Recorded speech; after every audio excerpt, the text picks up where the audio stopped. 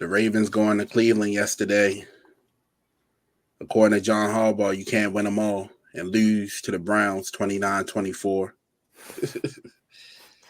Was that John Harbaugh response for real? Because I'll pick it up on Tuesday or Wednesday. Monday be too. See when one of the teams like an upset like that, they just be on throwing dumb shit. So did he really say that? Yeah, no, he said that as part of his post-game presser. You can't win them all? Yeah, he said that in the middle of his response. Yeah, you can finish your breakdown. But Lamar Jackson went 23 for 38 for 289 yards and 2 touchdowns. Jameis Winston went for 334 yards, 3 touchdowns, no interceptions yesterday. What happened, Keys? Yeah, I mean, Nick said it best in our chat yesterday. It was just complete team failure. A complete team failure. Like, I mean, all right, let's this is not a good football team. Let's start there. Like, you have good individual parts. You got a quarterback, playing like the best quarterback in the league. When he got time to throw the damn ball.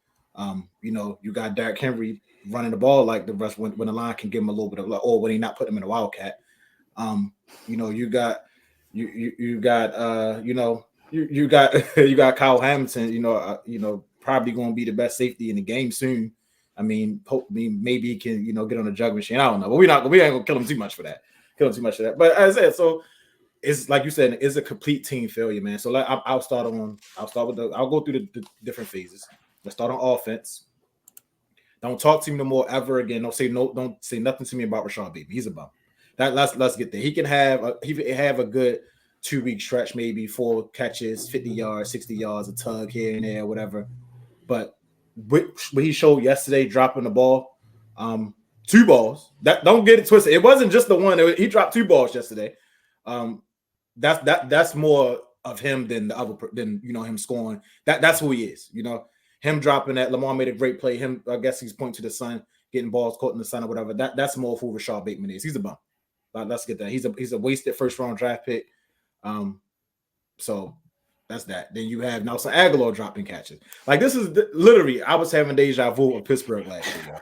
That's what it was for me. It was deja vu. Like, that's all it was. It was like, yo, this is a game where the Ravens should have won this game. And don't get me wrong, they didn't deserve to win this game. They did not deserve to win this game, but they should have won the game. That's the thing. Like, as bad as they played in all 3 phases, they should have still won it. They had plenty of opportunities to win the game, and they couldn't close. And I think that comes down to coaching. I think that's coaching. I think that's the main thing. The main issue here is coaching. So offense, that's my thing. They just couldn't catch the ball. Offensive line regress. I don't know what the hell Ronnie said. I gave Ronnie, you wasn't here, Nick, Friday. I gave Ronnie Stanley flowers on Friday, and then what the hell he come out and do? He come out and play like that. Like, he looked like old Ron. He was bad. He was really bad. He came out and played. I literally gave him his flowers on Friday. He came out like that. So offensive line all together, Rose, they just was bad. Everything was just bad about the offense. It was bad. And Lamar still gave you the lead in the 4th quarter. He still was who he is. He still was MVP. He still gave the lead. He still was willing people to win. He still was throwing darts and people were dropping the ball. That was Zay Flowers. That was a touchdown in the back of his zone. He dropped the ball. It went through his hands. If you want to be the bona fide number 1, that's a catch you have to make. Simple as that. So, and then we go. All right. So now we talk about. I'm gonna get to the defense last. Then we talk about the special teams. That shit is terrible. Like, for us to have a special team coach is bad. Is so bad to the point where I don't know what the hell Justin Tucker is no more. I don't know what he is no more, because that 50-yarder, it was left and it didn't have the leg. So he would have missed it 2 times. Like, what are you doing? So I mean, it's a short break. Yeah, exactly. That's exactly what it was. So you got that. Stout punt. He did punt great yesterday. I give him that. Stout punted great yesterday, and that's he's been punting better. But when you got players like Tyler Watt, whoever was on a punt return, fair catching the ball inside the 5-yard line, that's coaching. That's coaching. When you see your quarterback on the big screen saying, "What the hell are you doing?" That means that's a fundamental breakdown. That's coaching. If you coach well, he know damn well he gets away from that ball. If it land inside the 5, that's okay. We cool with that. But you're not going. That ball would have landed and went in the end zone. That's what happened in that. And we had the ball at the 20. So it was like that. Is it special teams is bad? It's bad. Offense is bad. Special teams. So let's get to this defense. And I never ever unless you like Kenny Pickett. You just a scrub. or like you just like some who did I want to get fired? I forgot. I was a coach last year, which is so bad he just needed to go. Everybody, Urban Meyer or something. Yeah, like Urban Meyer, Greg Roman, something like that. So my who was Skull guy in Pittsburgh. Yeah, so my and I like I said, my grace period with Zach was over, man. Like I tried, and he could be one day could be a great defensive coordinator. He can be that. I'm not saying that, but he's not ready yet, and that's okay. You try. You had Anthony Reeve in the building. You skipped over him. You skipped over who was the other guy that got the defensive coordinator in Titans. Yeah. Because Anthony Reeve went to the Dolphins, right? Mm-hmm. And then somebody went to the Titans. So it was somebody else. I can't think of his name. DB coach. I forget his name. Yeah. So you let two guys get out the building. You hire Zach or new upcoming coach. Everybody wants to get young. I guess John Harbaugh wants to get on the Times. But man, when we talking about a week 8 game, yo, and these guys can't get lined up, that's coaching, man. Like that means you getting the play in late. That means the play is not being delivered the way it's supposed to be delivered. Denard Wilson. Wilson. Okay, yeah. So you let two people get out the door. You hire this guy. You may can keep him as title, like defensive coordinator, but you gotta take that play calling duties away. There's no reason why Eddie Jackson is man on man with Sergeant Tillman at the end of the game. I don't. That's not something I need to see. I don't need to see Eddie Jackson. Why is Eddie Jackson 1-on-1 with Njoku? Like, how is that? What type of defense are you running with? That becomes the matchup. What are you doing, Eddie Jackson? That's ridiculous. He ran right by him. That's coaching. That's a bad defense to be in. Like that is coaching is bad. Like why is Eddie Jackson guarding Njoku 1-on-1, man? And I know we banged up. I know we have Nate, we have Marlon, but I'm not giving him no bail because this is when we do have Nate and we do have Marlon. This same stuff still happens. So it's like non-communication. This is bad. You can't. Your 2 losses are to both teams are 2-6. I mean, but not minus the Chiefs. The 2 losses to the Raiders and the Browns, they both 2-6. That's bad. That's really bad. If you want to get where you want to be, you can't lose in the 2-6 teams. And then looking the way you look, like we can. If you play, like I said, the Bengals game, whatever, the defense was bad. Lamar did what he did, whatever. You can be like, all right, whatever, okay with it. You're not okay with this looking the way you look with the Browns. Like you just look bad, look like a bad team. You look to come prepared. It was going to be a tough game from when you put Derrick Henry in a wildcat on 4th one on first down. That was a bad call. Like even if it worked, that's still bad. You're taking your 2-time MVP. You're taking your 2-time MVP off the field. I don't. It's like what you say, Keith. It's not Ryan Tannehill. Don't take Lamar. Yeah. We don't need to see. We don't need to see the wildcat in Baltimore. We don't. That's something that we don't need to see. And then so Lamar Jackson. That's what I'm saying. That's why an offer to my like Matt LaFleur who calls his plays, or somebody else like something like that. Like even a good. A coach that got maybe offensive mind here, wildcat come in and you say, all right, it's for maybe that's not do that. No, new play. Run it, get a new play in it. Do something else. Let's keep the ball in 8 hands. How about we do that? Total team failure. And then he doubled down. So then, I don't know what the hell Moncton was doing yesterday because they didn't run any screens. It was just bad. And then he doubled down on it. And on 3rd and 1, you put Charlie Kohler on the center. Like that's bad football, man. Like that's not something that we need to see. That's something that Greg Roman was doing. That's something that Moncton did in the past, and I thought we was overdoing dumb stuff like that. Like 3rd and 1, you're on the roll, you're losing the game. Why are you taking the ball out of your MVP hands? I don't get it. Like I think the chances of winning are higher if the ball is in Lamar's hands. What y'all think? I mean, I think that's common sense, right? So I was just like, what are you doing? Then Lamar still picked up the first down on that play because he made an incredible play, an incredible throw to likely on 3rd and 6, but. Why are you taking the ball out of Lamar's hands? And as a head coach, John Harbaugh, you hear them calls coming in. You got to do something about that. You got to stop that because that's just bad football. It's a fun one to break down. It's a game that you shouldn't have lost. It's a game that you did lose. So now you are what you are. You're not a good football team. And I'm not going to call you a good football team until I see it from all 3 phases. And I don't think this defense is getting better. Yeah. A lot of great points made there, Keys, and I agree with them a lot. I mean, listen, what you saw yesterday was the Baltimore Ravens, what we have been for the past few years, several seasons. I mean, we're a talented team, we're a capable team, but we're also a maddening, frustrating team that shoots itself in the foot time after time and again. And like Mike Tomlin kind of has remarked, if you keep the game close in the fourth quarter, it's a coin flip as far as what type of team appears on our side.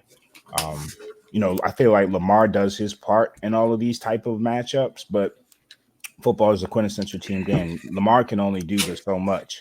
We talk about so many things on offense. I saw some Raven fans today kind of getting on Monken because Derrick Henry only ran the ball 11 times, and they were saying it was reminiscent of the AFC Championship, and I get it.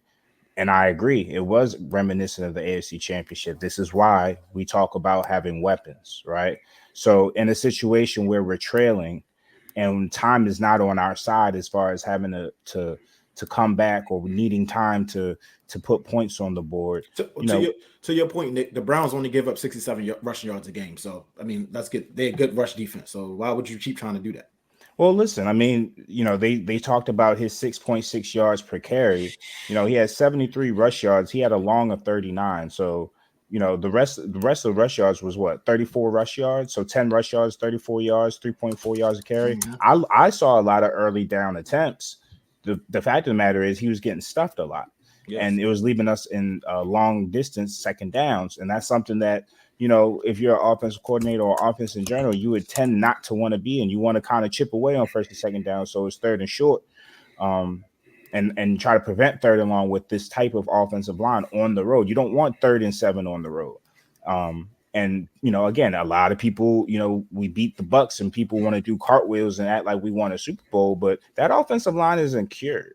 You know what I mean? It's a lot of times Patrick Ricard has to play extra snaps and be a 6th offensive lineman pretty much, as far as that is giving Lamar the extra time needed to throw. But again, if we're in a 2-minute drill, you can't put Patrick Ricard on the field, right? So you're going to have to rely on that offensive line to allow Lamar to step into throws. And it's like he was running for his life. Whenever we're trailing and we have to take a Derrick Henry off the field, or we have to get in that position where it's time to throw, like that running game stuff is cool, but right now we have to kind of throw to keep up in this game. And there's situations where that is going to be a thing. You have to be able to do both. In those situations, are we equipped to do what we need to do? I saw Lamar trying to make a lot of plays under duress, and my God, he's playing like the best quarterback in the league. If he was not playing like that, we'd be in trouble, and he's doing everything he can do under duress, evading tacklers, evading pressure, not making horrible decisions. I know that Lamar in the past, he might throw it in the triple coverage when he's, feeling like he's doing too much, so to speak. He's not doing too much. Every time he's making those decisions, he's actually making the best possible decision on the field, and he's seeing the field well. But what happens? His guys continue to let him down. Part of gaining trust in a quarterback is continuing to be consistent, right? Zay Flowers, he had a couple of drops, but for every drop, he makes plays consistently since he's come into this league. Mark Andrews may drop a few passes every once in a while, but he has so much cachet and built up equity with Lamar that you can shrug stuff like that off. A person like Rashad Bateman, Nelson Aguilar, those type of receivers or playmakers don't have the cachet built in or equity built in with the Lamar for drop passes not to be affecting, whether they get the ball or not. That last drop by Bateman, Lamar didn't look his way the rest of the game. Zay Flowers, you saw those numbers he put up. Most of those numbers was post drop. After that drop, he said, "You know what? I'm done with him." Whenever your quarterback is throwing his helmet and cursing on the sideline, it's an issue. Look at this guy, man. Look at this guy, man. And it's the same son that everybody else is playing. If number 12 on the Browns was closer to the ball, would he have said, "Oh, I couldn't see the ball, it was the sun"? No, he would have picked it off. And it's like, what are we going to say? If it's too hot, like if you drive past, "Oh, it was too hot." Or if we playing in January and it's 20 degrees and snowing outside, "Oh, it was too cold, my fingers was frozen." Like, no, nigga, it's an outdoor sport. You are supposed to play in the elements. Do your job. You be paid to catch the ball. God damn. And then when we ask about it post game, instead of just saying, "You know what, I need to be better, and next time I will be better," instead of just taking some accountability, just so it can sting a little less, you telling me how you tripped and you didn't see because of the sunlight. I'm like, bro, Lamar clearly didn't look like he cared. I don't think anybody cares. What was that old saying Lamar used to wear on his shirt? Nobody cares. Work harder. That's how I feel, bro. Work harder, yo. Stop making all these excuses because this ain't the only time he didn't drop the pass. Every time he makes a mistake, it's always like, you know, he wasn't making plays before because he's a precision route runner and Lamar plays backyard football. Like that was the excuse I heard.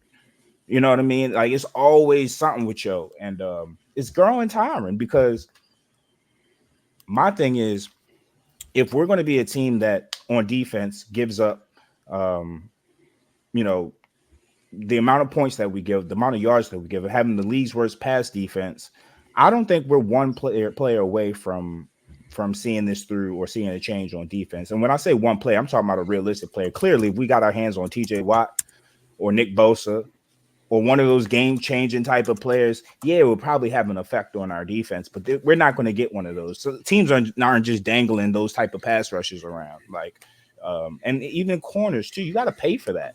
Like, do we have big money? Hassan Reddick, like, that's the only type of guy that's just dangling around where you can get him, but it's going to come at a cost.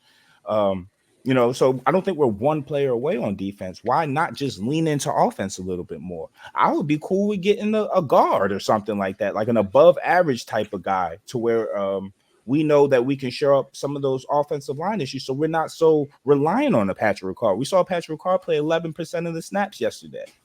Season low. Offensive line looks like it took a step back. Yeah, it is going to take a step back when 6 offensive linemen ain't on the field helping out to chip and helping out with these blocks. You can't go heavy every play. And then also, like, we talk about having weapons and mention the tight ends as weapons. The tight ends as weapons is cool until you got to get up the field quickly. Then you're talking about not having weapons on the boundary or enough weapons on the boundary outside of Bateman and Zay, relying on people up the seam to get up the field quickly. It's like, you know, no wonder we're running so many screens to Justice Hill. Like, we're like, another guy would help our identity, whether it's a skill player or offensive lineman. We have to start leaning into offense because outside of scheme change and a game wrecking player, this defense is not going to be something that just does a 180. And we have to hope that we get opportunistic plays, but we're dropping interceptions. So we can't even do that right. A team like the Steelers, I don't know if you guys noticed, they give up some yards. You know what I mean? Teams can move the ball against the Steelers. What's the difference between us and the Steelers defense? The Steelers defense makes splash plays. They'll get a crucial strip sack. They'll get a pick in the end zone. They'll get a block kick. You know what I mean? They're playing better football as far as the intangibles, and the intangibles are what wins games. A better team. They just a better team. and that's what makes them scary because, you know, losses like this hurt. It's not that it was a division game. It's the fact that, you know, the Steelers are playing well. You know, we have the same record, and you're playing a team that's in despair. Their own fans don't even like them. Their own fans are booing them and saying, wow, you guys suck.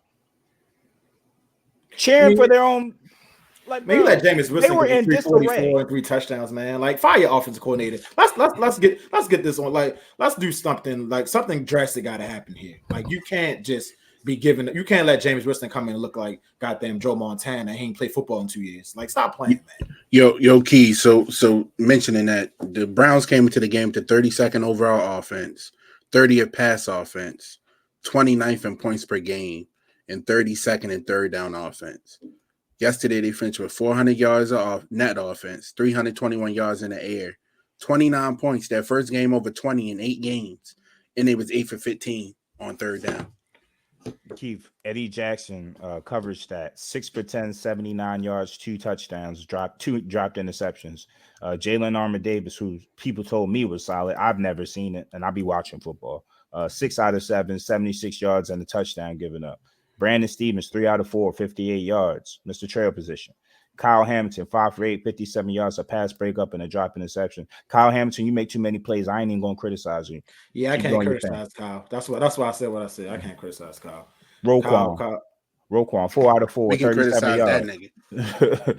Arthur Millette, 2 out of 2, 20 yards, and Ardarius Washington, 1 out of 2, 7 yards. So, you know, slim pickings towards the end with the Millettes and the Washingtons, but that's because they were just better pickings to be had. You know what I mean, on the field. And I mean, you weren't here on Saturday when we talked about it, Nick. But I mean, Sko even made the joke. Who Jameis Winston going to throw to? They traded Amari Cooper. He has no weapons. Cedric Tillman looked like an all-pro to me. And Tillman looked like the ghost of what's his name? Josh Gordon. Like, yeah. Over Josh. Or maybe high Josh. That might be high Josh. That's like, how I want to get. Did Marcus Williams play? Or did he play? He didn't play. He didn't play. He was inactive. He was inactive. And there's personal reasons. I think there's some personal conduct stuff going on, some issues within the team. And Harbaugh didn't. He refused to disclose the reason and said he chalked it up to family business. And he also said, "Do you guys talk about your family business to people? We're keeping it in house." But he was dressed. He had his own. I mean, he just ain't getting. They ain't put him out there. So I don't know what's going on with that, but there seems to be, and there's some talks about there's the lowest spirits of the season in the locker room. There seems to be some stuff going on. Also saw Jake Settlement. I don't know how plugged in he is. Seems like he's kind of plugged in, but it was interesting what he said. He said Zach Orr is not the issue according to, and then he said ... So I don't know who he's talking to within the castle, but I don't know what to think. So if Zach Orr not the issue, who is? So obviously it was the coaching. I don't know. I just did a quick glance over. So obviously it was a coach's decision to bench Marcus Williams, whatever, because performance pretty much, and start Eddie Jackson. And if that's your coaching decision, then obviously you're a bad coach. You feel me? Because as bad as Marcus Williams is, Eddie Jackson is that much worse. So you feel me? So if that's your decision, like if you evaluating talent, and you say, okay, you play bad Marcus Williams, so let's start Eddie Jackson, and that's what you decided to do, and then Eddie Jackson went out there and lost you the game the way he did, then that's coaching, and we're gonna keep talking about this coach. We're gonna keep talking about this coach until this coach blow another season, until he pissed down his eggs, like Tomlin said. Like, it's no reason why Eddie Jackson is man on one running that type of route at that point in the game. There's no reason why Eddie Jackson is man on man with Njoku on that route. He's easy pickings. Like, he's going to throw at him every single time. Jamal Davis, you was playing 10 years off the ball every snap. Of course they was going to throw 8-yard outs. Like, what type of roster is this, man? You got to ask yourself, why was that the decision? Was it something that they feared? Were they feared getting the top blown off? Who knows? But again, this defense hasn't given me any reason to trust them at any point this season. It is what it is. I don't get surprised by anything on that side of the ball anymore. Nothing can faze me as far as the defense. It's when the offense, the way we have to win games, we have to be efficient and we have to capitalize on our opportunities and not shoot ourselves in the foot. Our offense is capable of going band for band with anybody, but we have to allow it to go band for band, and we have to put resources into it. We can't keep relying on the phrase "we like our guys," not when our guys aren't showing us what we need to see. We can like them all you want, but we can love other people. You know what I mean? Like, we can be in love with the feeling of actually winning and succeeding and not choking and losing to Jameis Winston.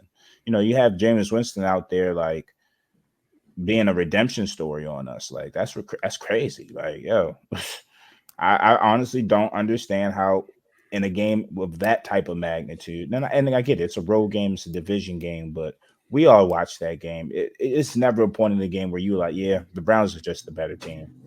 No, they wanted us to win. They invited us to win so many times, and we just didn't take them back. We had so many opportunities to win the game. That's what I said. Did the Ravens deserve to win? Hell no.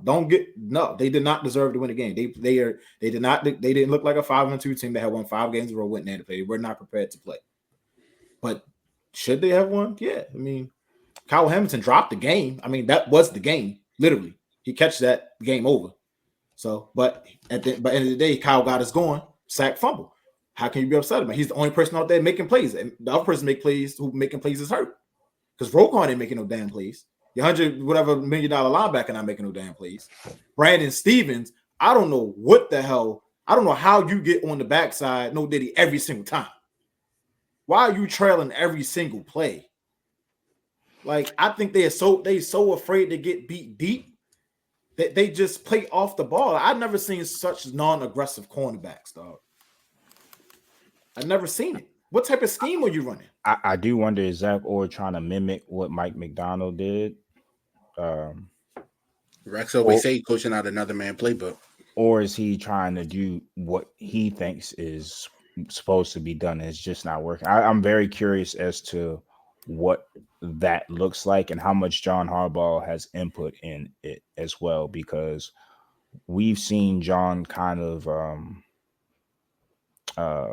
like even last year, right? Like trying to hang on to some of the Roman like principles with the run game and him having input on Monken as far as, we know what your scheme is, but we also want to continue some of the things that we had done previously with the previous coordinator. I'm wondering if Zach Orr has autonomy, or maybe too much autonomy. I mean, not a lot is being said or input is given to us as far as just what is his vision on defense, other than, only thing we hear about Zach Orr is he's, this young former player that grew in-house that is family to us. And that is cool.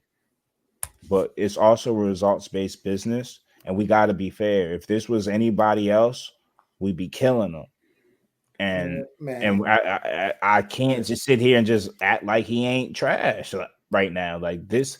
Man, people trying to save the personnel didn't change that much. Yeah, that's what I'm saying. Everybody's trying to save him, and I get it. It's his first year. I'm trying not to. He looks like us. He's a black, like he got the same color. This guy he's not right now. Like you can watch the team. This is the worst defense Baltimore has ever had, and we didn't have some bad defenses here. We didn't got toasted a couple times, but it ain't never looked this bad. It ain't never not be able to get bad to us is middling. Yeah, like it ain't never been. We have never seen a defense not be able to get set. Like you might get beat, you playing good defense, whatever. We ain't never seen this many blown coverages. I have never seen this many blown coverages from a Baltimore defense. Got me wishing for Kerry Williams back. Like that's what I'm saying. Frank, what I say? Where's Chuck Pagano at, man? Call him, get him on the phone. Because Dean P should be helping. The numbers been gone up since he been here too. Hey, Chuck, I need you to come home, Chuck. We got some shit. We got some stuff to fix, Chuck. Corey Ivy, not Frank Ivy. We got some stuff for you to fix, Chuck. Come on home and come eat come get some pot roasts. And we gonna make. I'll take Big Rex from ESPN, man. Him something. His big chomp.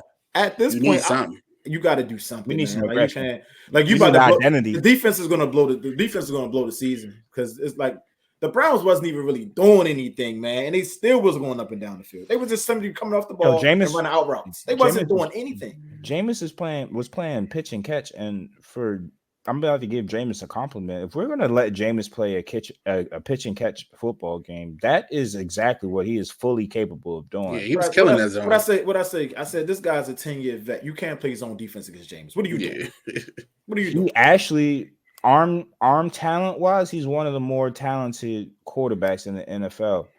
I think where he went wrong is, I don't know if it's just bias or prejudice or whatnot, but he's a goofy, silly guy from Alabama. It's just hard to make him the face of your franchise. He's just too silly, but he's a good man, a good human, and he can throw the hell out of football. If you let him do that, he's going to hurt you every time.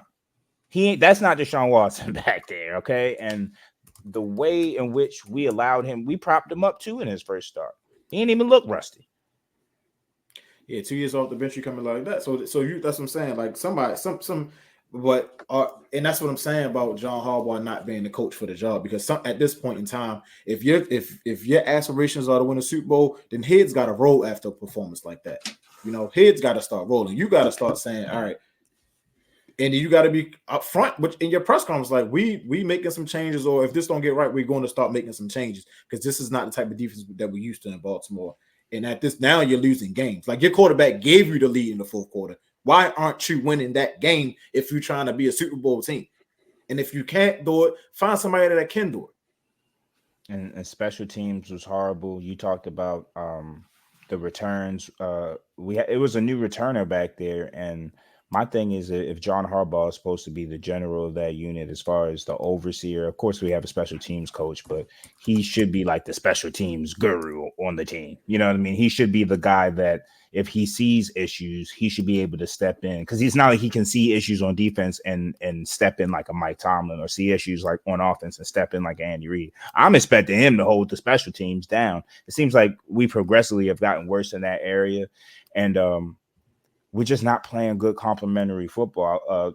And going back to the defense, we rank 26th in the NFL in opponent points per game, 25th in yards per game, last in pass yards, obviously, 29th in third down percentage given up. So teams are converting third downs at 47%. Tied for last in pass touchdowns given up, 30th in the NFL in opponent passer rating, and last in the NFL in 20-yard plays given up. In that regard, I don't think we're one player away, man.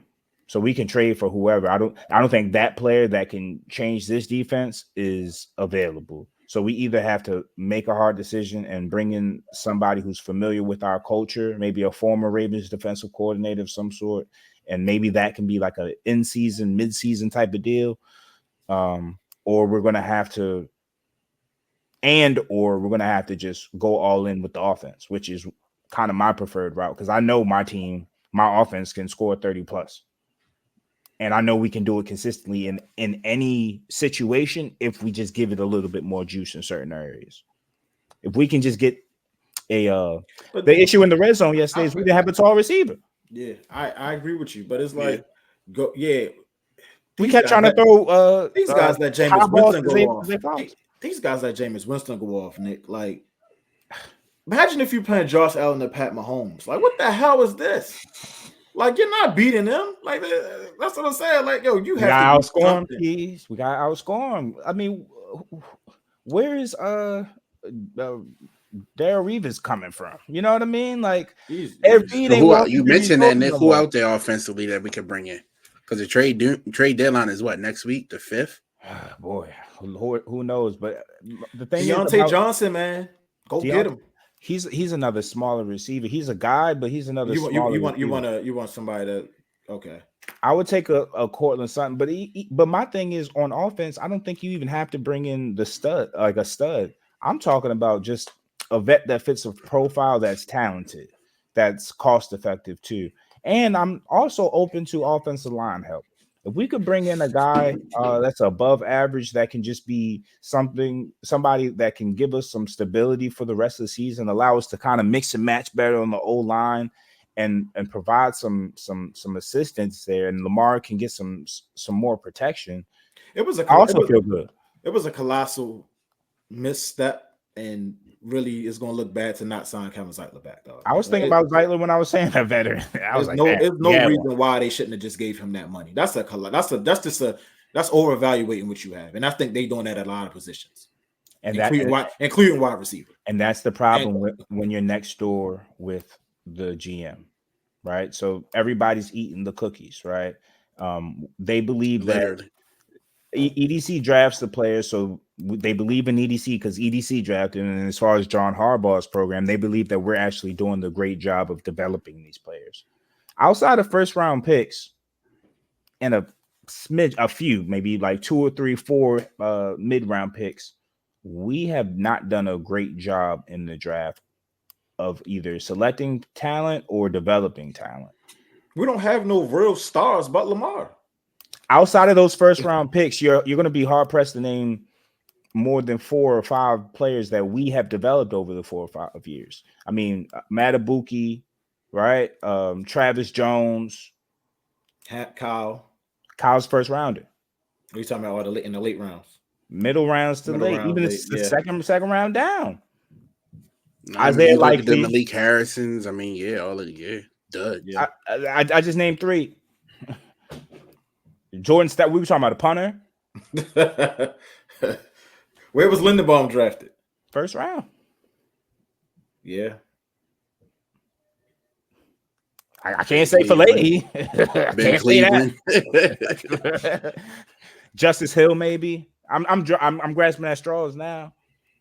But these guys, I mean, they don't even play. The people you name it don't play. Like, I mean, besides Matabuki, Justice Hill not somebody I wouldn't even name him because it's not like he every down player or that he like. So for us to overrate how we develop, because I think you're absolutely right. We draft them and then we act like our Ravens culture is what's developing these players. Like the first round picks, they usually catch on after a while. Like living off Ozzie name.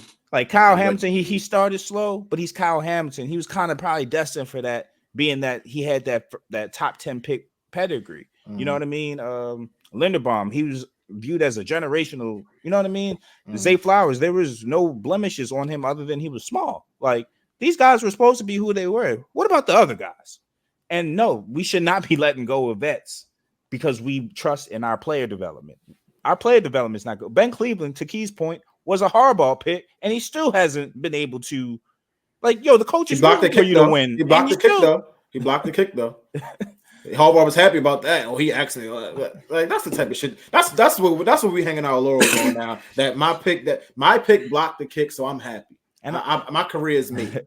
And I don't like how Scocia's down like this, and he said, I'm not even going to get on the show. Like, I'm gonna let them wallow on this. Like, I'm gonna let them sit there and think about this as my team is about to play and be first in the AFC North. He said, I want y'all to think about this. You're an asshole, Sco. Thank you. He picked us though. He said we should win. Like he probably just as surprised as us. He would probably troll a little bit, but he just as surprised. He'd be like, "Yo, like this is terrible. Fire John Harbaugh." He would probably be saying on the same stuff like, "Fire John Harbaugh. This guy got to go." If it was a decision to hire Zach Orr, and then it was Zach Orr and John Harbaugh decision to bench Marcus Williams for Eddie Jackson, like fire everybody, get rid of them. Defensively, they are not up to par. We seen the Bills team go on a road yesterday and completely dominate the Seahawks. We seen the Chiefs team get defensive stops late when they needed to get them. Talk about the Chiefs pass rush. Talk about the Chiefs getting pass rush help today. Yeah, that's what that's a great wide point. receiver. They undefeated and they still are doing things to make their team better. We standing pat and we losing to the goddamn Raiders and it's the goddamn Browns, the two franchises that they both suck. 2 points, Keys. You mentioned the Chiefs, and you mentioned what Harbaugh said today. Harbaugh also said they asked him, do you expect EDC to make a trade? And he said, yes, I do expect EDC to make a trade because he's good with those things. But we love our guys. And he said the vaunted phrase, the muffin man. He said, we trust our guys. I was like, damn, he just had to throw that in there. But also, as far as the Ravens, he trust Eddie Jackson? and Jamal and Armour Davis and Brandon I have no trust outside of 8, bro. Nick Saban shaking his head. Ravens were charged with 3 dropped interceptions yesterday, and the only other instance of a defense dropping at least 3 interceptions in one game was the Ravens against the Bills in Week 4. The Ravens have 8 dropped interceptions on the season. No other defense has more than 5. Yeah, because what's the new stat? What's the new stat, Nick, that they throwing out there? Oh my God, no. The close coverage catches, or what's that stat that he's throwing out there now? Hold on, saying we basically in position, we just not making the plays. Like, come on. John Harbaugh said the Ravens defense is ranked at about number 4 in tight coverage rates, yet they are more like 19th or 20th in allowed contested completions.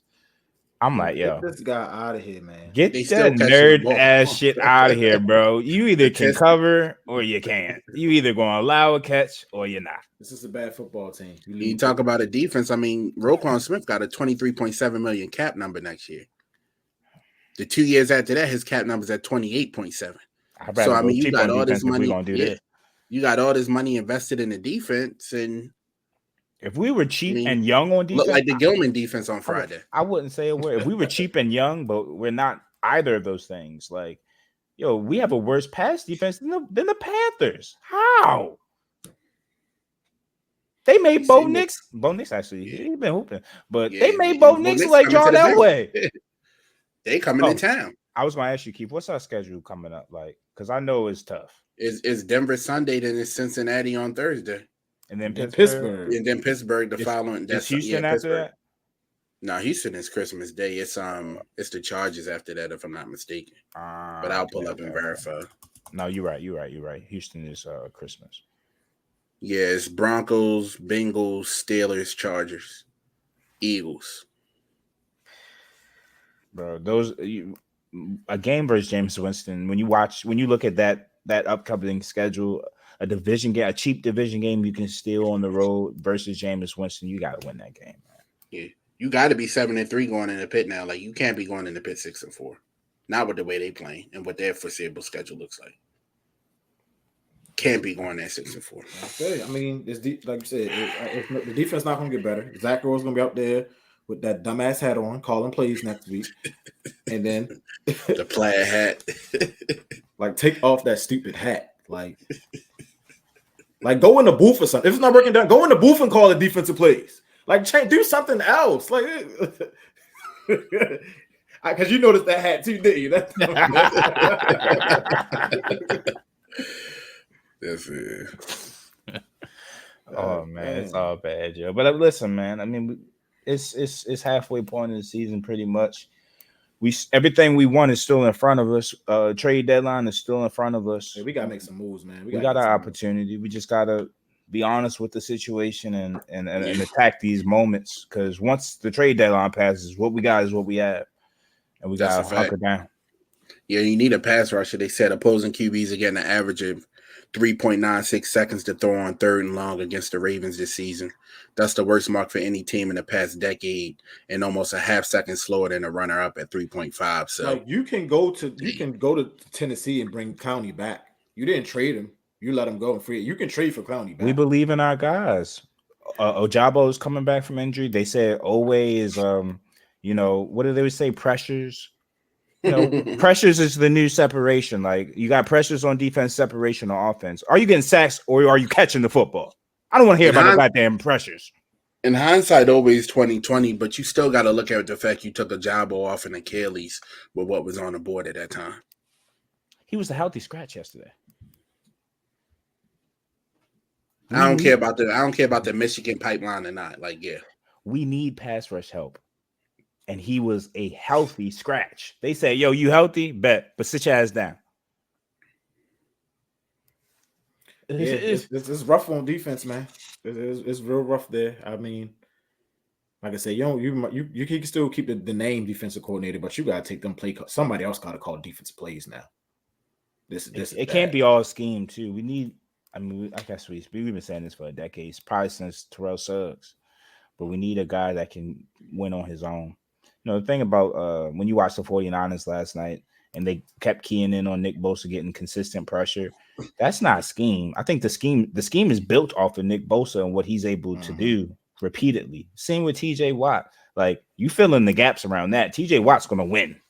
Each play he's going to win. We don't have guys that win. We have guys like, that's why we always have to send this blitzer from this unknown area, and we have to do these pre-snap looks so that we can confuse the defense. We're not winning those matchups. We're trying to confuse defenses, and trying to scheme pressures is way harder than just having a guy. It just seems like I don't know. We drafted a guy from Penn State that wasn't known for getting sacks, and we thought because we're the Ravens that we could just coach him into it, just like we feel like we could just coach these wide receivers. No, to say that's a good point, Nick. Are we living off the heyday of the Ravens, like the in Ozzie we trust? Because it was a point in time you drafted mid-rounders with Ozzie, and those guys, they grew up to be Ravens. They went and got contracts maybe in another place because we didn't pay them. They got paid, but these guys, it's almost like they're in the league for a couple years and then you don't hear from them again.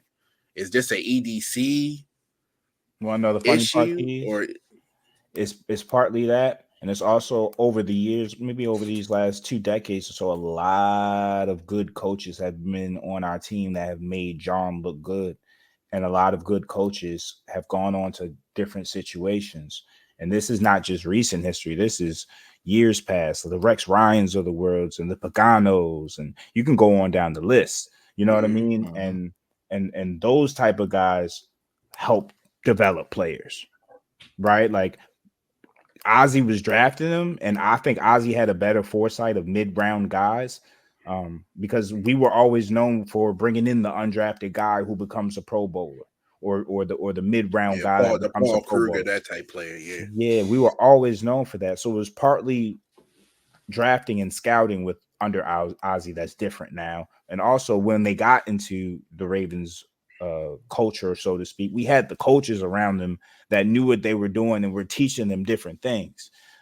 Nowadays, we have EDC who remains and John Harbaugh who remains, but John Harbaugh isn't plinked with all those guys anymore, right? And now he's appointing guys as opposed to having guys that are lifting him up, so to speak, like a Mike McDonald, so to speak.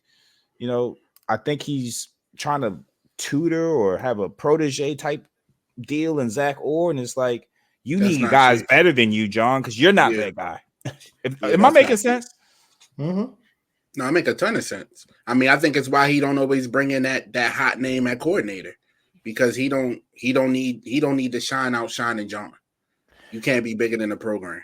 Robert Saleh is a official consultant for the Packers. Now, I'm sure he has a relationship with LaFleur, being that I think Saleh is from the 49ers, right? Yeah. They went to college together. So I get that, but if I'm John Harbaugh, he should have been the first person I'm calling if I see my defense struggling. I said he should. Why not go get him? If you're open to being a consultant somewhere, bro, how much money is in that? Let's double it. Like, what can we do to? It was the best when he was here during his regular time. Yeah, man. That's funny. That's a fact, though. That's a fact. Because the numbers are up since DP's been back. Up in a bad way, right? Yeah, up in a bad way. Yeah, like they giving up even more yards. Shit. And when you hear numbers are up, like that's supposed to be good. Nah. Didn't he coach Zach Orr when he was here? Probably. This shit is all bad. This shit is all bad, man. I mean, listen, man. I do like it as far as this black man getting a job due to his relationships. I ain't mad at that part, but it's a results-based business, and it ain't gonna last long. The honeymoon is over with that. Yeah, the honeymoon was 8 weeks. 8 weeks is enough. 8 weeks was enough. 8 weeks is enough. When I see Malik Harrison in space, though, the honeymoon was over. For me. You asked this question week 2 or week 3. Yeah, I'm pretty sure. I asked it. Week 2. Yeah, I asked it real early. Because the writing was on the wall. He ain't lying about Malik Harrison. Like our person playbook. Yo, he saw Malik Harrison. He ain't. I saw enough. Let that go. I saw enough. And when have we seen Malik Harrison since? And they be picking turns on people. Yeah. At this point, is everybody getting it? Yeah. Who want to give it? Who want to give it up tonight? You, Malik, go ahead. they let Jerry Judy go off. Like, this is crazy. Yo, Jerry Judy was getting off. Yo, I was like, this is who Denver wanted. Like, this is the guy Denver thought they had. Yo, this team. And Joku, like, he was getting his feet in bounds. I saw Eddie Jackson's face. Like, he had like a face of despair. Like, yo, is he continuing? He kept on saying he's pushing off. Like, he's not pushing off. He's just beating you. What are you talking about? He didn't push off not one time. He's literally just catching balls on your head. No Diddy. Like, that shit is crazy. We gotta bounce back, man. That's the only way I look at it. Like, we got another tough defense coming in this week. What we gonna do? Like, that's what I told Keys yesterday, Nick. What you think Sean Payton doing looking at Zach Orr in that defense? He licking his chops. Lamb chops. Baltimore crab. I'm about to have fun with them. And they have a young team that's growing in confidence, like, and they have a defense that can give us some issues. Man, he did that with Cedric. He did that with Cedric Tillman and Jerry. What you gonna do? What you think he gonna do with Colton Sutton, man? Like, stop. Like, come on. It's gonna be a problem. It's gonna be a tough game. They got a corner that's going to trail Zay Flowers around the field. It's gonna be a tough game. When you know what the defense is, when you know what's going to happen, they're going to give up at least 25 points. At least 25 points. So that means you got to score 30 against a tough defense. How much the Broncos averaging this year? They ain't giving up 20. They ain't giving up 28 points. I guarantee you that. It's gonna be a tough game. That's a fact. I'm trying to see if I can find some names as far as trade candidates. I know Deontay Johnson is out there. Christian Kirk was a name, but he just got injured for the season, so that's not going to work. We could look to safety help. I see Quandre Diggs as a name that's being mentioned on the block, because obviously Marcus Williams, he's just been too unreliable. Maybe we can figure out a way in which to get his contract off the books. Trying to think of some other receivers that could possibly be available. Like it's just no wide receivers out, especially with Cooper Kupp now. The Rams winning. Maybe the Broncos giving up 15 points a game. Listen, man, their defense is something else. if I see a couple names here. Gabe Davis is a guy that has the prototypical size and speed that can add a new element. Like if Lamar has to throw a jump ball with 10 seconds left, I'm gonna trust Gabe Davis in that situation probably more than the Zay Flowers just because of the size. He ain't getting much looks in Jacksonville anyway right now. Right. Tyler Boyd could be affordable veteran talent that you know he can get open in big spots on a third down. Could help some. A Christian Watson, so to speak. I think the Packers that they don't have a shortage of wide receivers over there. Let us get one of them. They ain't gonna trade no goddamn Christian Watson. They got Wicks over there. I'm about to say Christian Watson get the short end of the stick. Honestly, they got Wicks over there. And they ain't getting rid of Dubs. That he the one. they got a lot of them over there, and they got a tight end that's pretty good too. So if we can get one of those wide receivers, I'll take it Reed quick. Oh no, they ain't giving him that boy nice. That boy I would take him quick, boy. Tre'Davious White is available. Marshawn that's what I want. I want you got to go out and get one of them too. Like I feel like that you can start to shorten the defense now because you can keep Nate off the field more than what you could because he's not ready yet either. Is Marcus Lattimore injured? Because the more I hear that name, the more I get intrigued. He was a knee. He ain't played last. I don't know if he played yesterday, but I know he got hurt the game before that. But Marshawn, if you can get a Marshawn Lattimore, and I would even at this point I would take Tre'Davious White. Like he is better than Armour Davis. I'll tell you that. He's better than that, and he's probably right now he's better than Nate Wiggins, of course. Like we got to do something on that other cornerback. And Brand, like we just got to live with Brandon Stevens getting burnt up. Hopefully he can just get better, but because you're not gonna be able to do nothing with that. Like he need to go to, I don't know, go. I don't know what he need to do, dog. But it's bad. He had a hamstring injury. Yeah, that's what it was. So we'll see what his recovery time is on that. But I'm willing to wait on him. Who Lattimore? Yeah, I would trade for him hurt and listen because I know what you are when you're healthy. Sit out. You can sit out 2 games. We know what we got when we come back. Go get him. Like that's the type of. As long as you hear about December, you good, son. Yeah, like that's the type of cornerback you need, man. Like that's you need at least one shutdown corner. Like you're gonna if you're gonna have Zach or Collins defense, or whatever, because I don't think that's gonna change. He like you said, he John Harbaugh protege, or whatever. You got to get a corner, but. I really agree with your point. Leaning into offense, I really do. It's like you might got to outscore people. You might got to beat people 43-35. It's looking like that. What happens when you run into that Chiefs defense, man, or that Bills defense, man, or the Steelers defense? That's what I was thinking about earlier. And that's what I'm saying. So can you get me one stop in the first half and one stop in the second half to give us an extra possession? We can't do that right now, and I feel like maybe a corner will help us with it because If we catch the opportunities that we have to change a game, this defense it gives up a lot of yards, but we would just look at it differently. We're not opportunistic as much. We need a playmaker on defense outside of Kyle Hamilton. Marlon Humphrey is making plays, but he's hurt. Who knows if he's going to play next week? That knee, they said it's not a serious knee injury, but I've never missed Marlon Humphrey more in my life. Right, that's what I'm saying. That's bad. Right, I'm down bad if that's the case. Right, exactly. What's gonna call him the honest cowboy? Come back, cowboy. But we'll be back Friday to break down Saturday to break down the Broncos Ravens game. But Ravens moved to 5-3, and we got to sit back and watch the Steelers play the Giants tonight. Yeah, I'm about to lose some more money on FanDuel. So with that, we'll go to the first commercial break. Nitty Gritty. When I want some sports news, Nitty Gritty is definitely who I'm tuning into, man. They show up each week with that uncut, that raw, that unfiltered sports news. They say the things that everyone else wishes that they can say, but they can't. Every Tuesday and Saturday, I am locked into my favorite sports show, Nitty Gritty. Nitty Gritty, the best show out right now. Tune in and listen, stupid.